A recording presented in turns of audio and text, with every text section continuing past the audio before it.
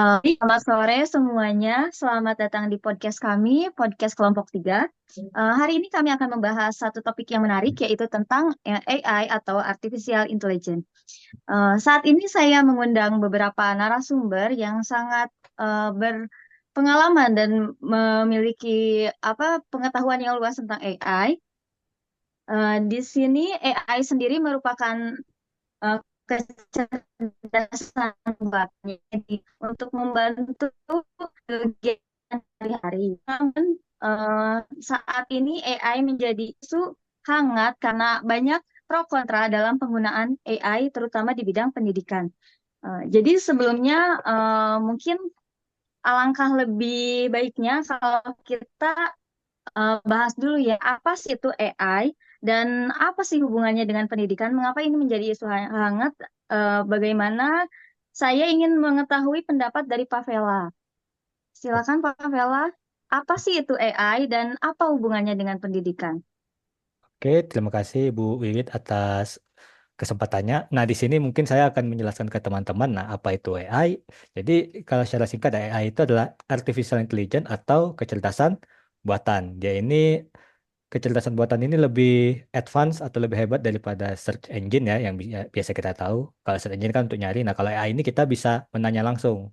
Kita tanya langsung dan dia ngasih respon gitu ke kita. Kayak kita berbicara dengan orang, tapi ini kecerdasannya dibuat gitu. Nah, di dunia pendidikan ya, untuk AI ini biasanya digunakan untuk membantu ngebuat laporan atau ngebuat jurnal kalau untuk dosen, artikel atau proceeding dan sebagainya gitu. Nah, untuk AI sendiri ya, dia ini ada untungnya ya karena membantu tadi ya, cuman ada ada ruginya juga.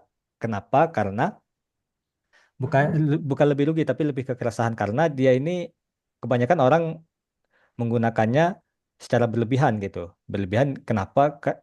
Orang-orang menggunakannya jadi laporannya dibuat langsung kopas dari AI gitu. Jadi ditanya AI apa laporan saya temanya apa. Nah, dia bukannya dimodif tapi langsung copy paste dari AI sendiri, jawaban dari AI. Nah, itu yang sering terjadi atau baru-baru ini gitu. Itu dari saya. Baik, terima kasih Pak Vela. Jadi tadi ada hubungannya dengan pendidikan karena penggunaan yang berlebihan ya. Biasanya itu siapa sih yang menggunakan AI secara berlebihan? Karena kita tahu di dunia pendidikan itu kan ada berbagai pihak yang terlibat. Pihak mana yang banyak eh, melakukan penyalahgunaan AI ini?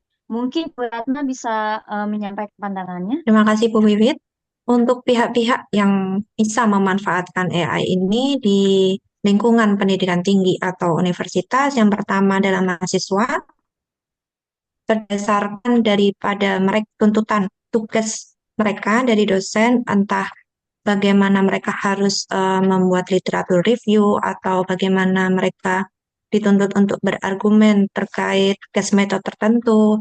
Nah, di situ biasanya mahasiswa mencari jalan pintas untuk mencari jawaban dari AI itu sendiri. Nah, itulah yang meresahkan ya. Harusnya di mana AI ini bisa dimanfaatkan untuk mencari referensi, tapi justru dijadikan alat untuk membuat argumentasi mereka secara intelektual. Kemudian pihak kedua yang menjadi pemanfaat dari AI itu adalah dosen, di mana eh, berdasarkan tuntutan para dosen untuk menerbitkan publikasi baik di jurnal nasional maupun di jurnal internasional. Kita perlu literatur review, kemudian kita perlu membaca banyak referensi. Nah, di situ bisa berpotensi terjadi penyalahgunaan AI di mana para dosen di sini secara utuh membuat draft jurnalnya dari AI, tidak berdasarkan hasil risetnya. Begitu, Bu. Terima kasih, Bu Wiwit. Oh iya, terima kasih juga Ibu Ratna. Jadi berarti baik mahasiswa ataupun dosennya sendiri itu berpotensi untuk melakukan penyalahgunaan AI ya. Kemudian berarti kita harus tahu kan kapan sih AI itu boleh digunakan dan kapan AI itu mulai meresahkan. Mungkin ada pendapat dari Pak Bayu. Oke, baik. Terima kasih Bu Wiwin. Kalau ditanya kapan AI itu digunakan, sebenarnya AI itu sudah berkembang cukup pesat, terutama di negara-negara maju. Tapi lebih ke arah penggunaan di dunia industri. Tapi ketika diterapkan di dunia pendidikan, AI itu mulai berkembang pesatnya itu tahun 2000-an. Tapi yang meresahkannya itu ketika zaman pandemi COVID, di mana kan semua kegiatan itu sudah beralih ke arah digitalisasi. Dan artinya kalau kita berbicara mengenai digitalisasi, lebih ke arah yang modern, inovatif, dan cepat kayak gitu. Tapi dalam hal ini mulai tahun 2022, 2023 mulai muncul keresahan-keresahan seperti eh, beberapa kasus belakangan kayak gitu kan, beberapa kasus belakangan yang dimana AI itu sering disalahgunakan. Contohnya kalau di lingkungan perguruan tinggi ada beberapa sampel, katakanlah ya, saya menyebutnya sumber daya manusia yang menyalahgunakan dalam hal publikasi.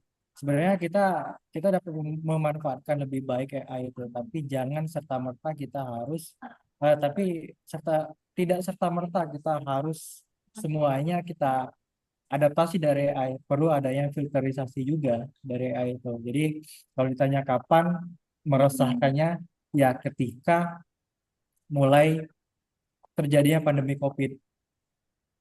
Hmm. Itu Baik, sih Pak menurut Bayu. saya. Berarti sebenarnya AI itu sudah lama berkembang, tapi mulai banyak digunakan dan mulai meresahkan itu setelah pandemi COVID ya, karena kita Ya, lebih banyak menggunakan sesuatu yang online gitu ya. ya. Jadi mungkin kita perlu tahu ya, di mana sih batasan penggunaan AI itu, supaya kita tahu eh, kapan setelah tahu batasannya, mungkin kita bisa menentukan apakah AI ini benar-benar negatif atau mungkin kita bisa menentukan tahap selanjutnya untuk penanggulangannya. Jadi di mana batasan penggunaan AI ini? Ibu Eka mungkin mempunyai pendapat mengenai hal tersebut?